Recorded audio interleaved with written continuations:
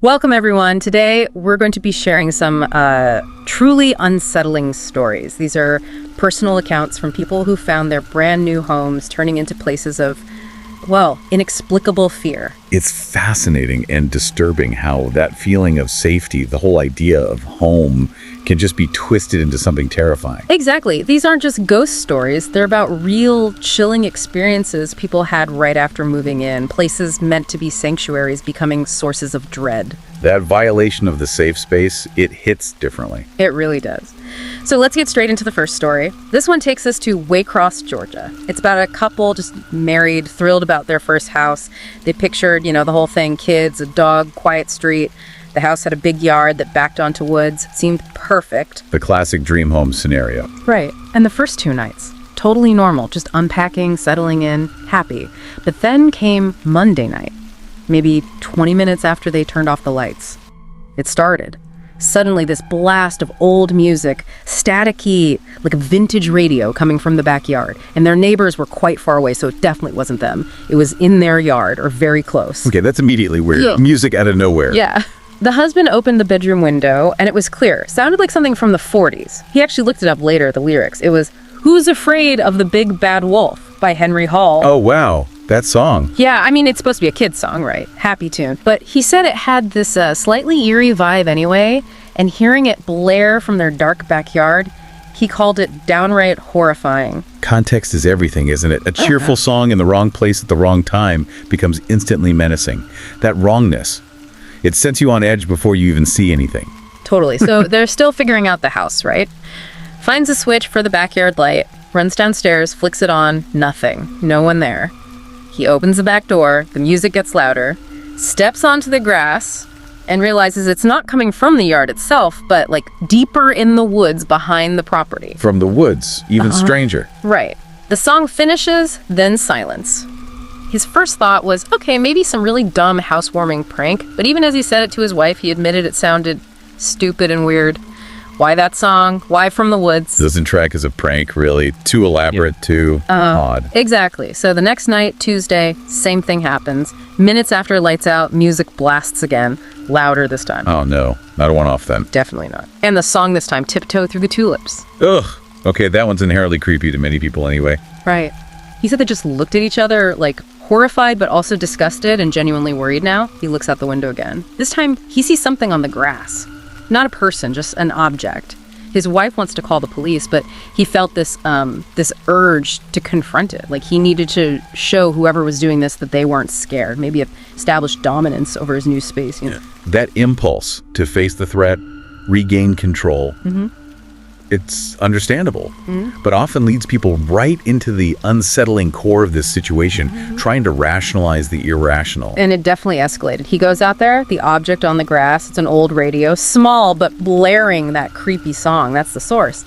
He turns it off, picks it up, holds it towards the window to show his wife, yelling something like, "See, someone just left this here to scare us." He said his wife just started screaming his name. "Run inside, run!" He yells back, "Why?" And she screams, "There's people standing behind you." Oh my God. Chills. He said his heart just stopped. He spins around, looks towards the woods, and there they were. 3 figures, standing silently, about 6 feet apart, just facing him. Not moving, not rushing him, just stand. That stillness is terrifying. Well, the lack of overt aggression can be worse sometimes. Absolutely. He just yells, "Oh shit," and bolts back inside, slams the door. His wife is hysterical upstairs. He calls 911 immediately. The police arrive quickly. The whole time they're waiting, they're terrified, expecting knocks, faces at the window. They tell the officers everything, show them the radio. The police take the radio for evidence, check the edge of the woods for a few minutes with flashlights, but, they leave eventually. And the couple, right back to feeling scared and vulnerable. And the figures. Never came back, at least not in the few weeks after it happened when this account was given. But that feeling, the who and the why, that lingered. That's the core of it, isn't it? The psychological terror of something unknown, unexplained, and passively menacing. Those figures just being there, combined with the bizarre music. It's a specific kind of dread that's so hard to process because it defies easy categorization. It's not a simple threat. It's an intrusion into reality itself. A truly disturbing thought. That passive presence is deeply unnerving. Okay, so if that story chills us with unknowns just outside the boundary, our next one brings the terror right inside. A total violation of privacy. This story is from a young man, 28 years old. He just moved into his very first house, finally out of his parents' place. What he wanted most, just peace and quiet. The escape from the family home. Exactly. His dad was apparently a chronic insomniac, always up and down the stairs at night making noise. So his own place meant, finally, uninterrupted sleep. Though he does mention he's also a very light sleeper himself, maybe inherited it. Right, setting the stage for sensitivity to sound. So, the house layout. Small basement, first floor with the usual living room, kitchen, etc., and then 3 bedrooms upstairs. He settles in fast, feels totally comfortable within a week. Then comes a Sunday night. He figures he'll have trouble sleeping, so he takes melatonin and a sleeping pill. Knocks him out cold within an hour. Deeper sleep than usual for him, even with the pills. Okay, so he's really out of it. Deep sleep, wanting that quiet. Maximum vulnerability, in a way. Precisely. And then he's woken up. Sound from outside his room. He's groggy, still half in a dream. The noise, footsteps, going up the stairs, familiar sound. His first dazed thought, oh, it's just Dad. Waking him up again with his nightly pacing. He tries to ignore it, roll over, but then bam, the realization hits him. Oh no. His dad isn't there. This is his house. Those footsteps, they can't be his dad's. He snaps fully awake, sits bolt upright, listens, footsteps stop, silence. The blood runs cold moment. Totally. He wonders for a second, maybe he just dreamed it. Auditory hallucination from years of hearing his dad. But the feeling is too real. He nervously calls out, Dad! Nothing. Just silence. He knows he has to check. Gets out of bed, starts turning on lights as he goes down the hall towards the stairs. He gets to the top of the stairway, looks down, and there, at the bottom, a tall man, wearing a mask, just looking up at him. Wow. Straight out of a nightmare. He said it felt surreal, staring at an intruder in his own home. Didn't see a weapon, thankfully, but he wasn't taking chances. His voice shaking, he just screams at the guy, Get the F out of my house! Adrenaline must have been off the charts. You bet. And the weirdest part, the masked man just turns around, walks to the front door, opens it, and leaves. Just like that. He just left. Yeah. So the narrator rushes down the stairs to lock the front door. He grabs his phone to call his dad, his hands shaking, and that's when he hears it. The back door slams shut. No. A second one. A second person. Someone else had been in the house the whole time, unseen. He said he was full-on freaking out then. Calls his dad, who naturally, being an insomniac, is wide awake. Dad tells him, call the police immediately. So he does. The officers arrive, start asking questions, describe the robbery, what was stolen, which way did they go. But he hadn't seen them leave, was too panicked. And the mask meant no description beyond tall. And the strangest thing... Let me guess, nothing was stolen. Exactly. It didn't look like anything was taken. He didn't really have valuables downstairs anyway. They figured out the entry point, a kitchen window, just big enough to squeeze through. So if not robbery, what the point? That's terrifying. It's not about property, it's about the intrusion itself, the violation. And knowing there was a second person you never saw. Yeah. It amplifies the fear immensely. It attacks the very idea of home as a safe place. Absolutely. The impact was huge. He mentions he now sleeps with a knife beside his bed. That feeling of security completely shattered. Completely understandable. That kind of breach leaves deep scars. It really does. Okay, one more story for you today. This one starts with a dream-fulfilled feed. A guy finally gets a waterfront house on a canal. Perfect for his boat, right? Dock it right in the backyard. Living the dream. Canal life. Yeah, but the trade-off often is privacy. And sure enough, the house directly across the canal looked right into his yard.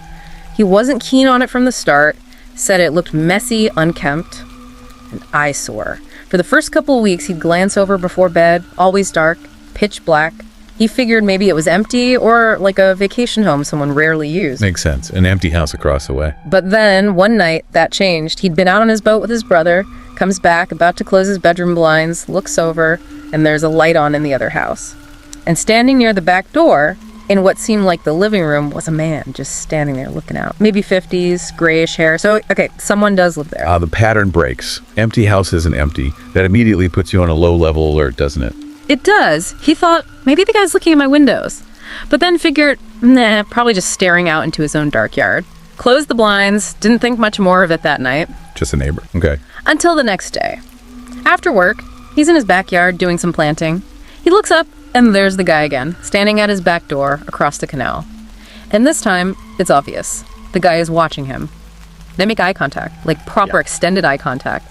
The narrator looks away first, feels awkward, doesn't wave, tries to ignore him, pretends he doesn't see the guy still staring. That's incredibly uncomfortable, being watched in your own space. Yeah, he said he started feeling like he was the one doing something wrong, just being in his own yard. This paranoia starts building. A few nights later, looks out his bedroom window before bed. Yep, man's there again, at his back door, staring. He wonders, how long does this guy just stand there? It's so weird! He even tries an experiment, turns off his own lamp, stands to the side of the window, peeks out. The man across the canal doesn't move, just stands there, motionless, for like 3 solid minutes. Okay, that's beyond casual observation. It's intense. That's unnerving. Definitely. He finally shuts his blinds, thinking, okay, I'll just keep them shut after dark from now on, avoid the whole thing. But it's bothering him, you know. He goes to bed that night wondering how to handle it. Should he wave, try and talk to the guy, even go knock on the door? Seems stressful. He's just drifting off to sleep. And then he hears it. A noise from his backyard. Someone's on his deck. He can clearly hear footsteps walking around back there. Oh no, Yeah. not just watching anymore. Right. He gets up, goes to the window, but can't see the deck properly from upstairs. He knows he needs to go down, but before he even moves, crashish. A huge, startlingly loud sound from downstairs. Shattering glass. The Watcher becomes active. That escalation is terrifying. The boundary has been physically breached. He races downstairs, grabs a kitchen knife, grabs his phone to call 911, looks towards the back of the house, and yep! The backyard window is smashed inwards, glass everywhere, and a single brick lying on the floor. Threw a brick through the window. Wow. He's terrified someone is hiding in the room, but scans it quickly, nobody there. Relief, but still dialing 911, asking for officers immediately. Peeks out the broken window, whoever did it is long gone. Police arrive, he shows them the window, the brick, tells them it was definitely the guy across the canal, he's been watching me constantly. They ask if he's had any conflict with the guy. He says, no way, I don't even know him. He urges them, go over there, arrest him. They say, okay. They'll go knock, see what's up. So the first 2 officers drive around to the house across the canal. Another police car shows up at his place. About 20 minutes later, the first officers come back, and they have the most chilling news. Let me guess. Nobody lives there. Oh, well. Called it, but still chilling. Yeah. A neighbor confirmed it to the police. The house was foreclosed months ago, the previous tenant. Evicted quite a while back. It's supposed to be empty. So, who was the man he saw? Who was watching him? Who threw the brake? Exactly. He asked the police, maybe someone from the bank. They basically said, your guess is as good as ours. They just recommended he get cameras installed. Left a car parked outside his place for the night, probably because of the busted window. That is profoundly disturbing. Being targeted by someone who, according to official records, shouldn't even exist there. It completely messes with your sense of reality. The physical damage is real, but the source is a phantom. That uncanny feeling must be overwhelming. Unbelievably so. He said the next morning he actually went over there himself. Police car was still outside, front door locked. But the back door, unlocked. He didn't go in, did he? He did. Said he quietly opened it, took like 2 steps inside. Dark, creepy, empty house. And then he heard a noise from upstairs. Yep. Exactly what he thought. He said he noped out of there immediately, ran back to his own house, got the window fixed that day, installed cameras right away, hasn't seen the man since. But the questions remain. Is someone still squatting there? Who was it? Was he the one who threw the brick? Why? Just this lingering, unanswered dread. That unknown element is terrifying. It really is. And connecting all these stories, you see this common thread, right? The home, the place you're supposed to feel safest, becomes the stage for something terrifyingly unknown and intrusive. Makes you think, you know? What would you do if your safe haven turned into that? How does hearing this change how you think about your own space?